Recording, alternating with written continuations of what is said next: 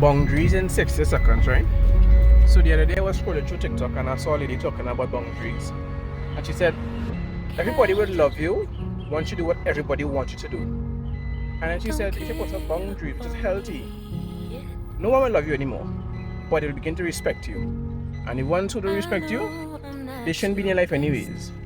And I realized today that a lot of persons don't know about boundaries and time management and these kind of things. But it kind of correlates because sometimes, because you have WhatsApp, because you have Instagram, because you have, let's say, internet, doesn't mean that you're always really available to talk to everybody. And it's okay to be selectively available because you know your energy. But there's more to come on this. MC Motivation out.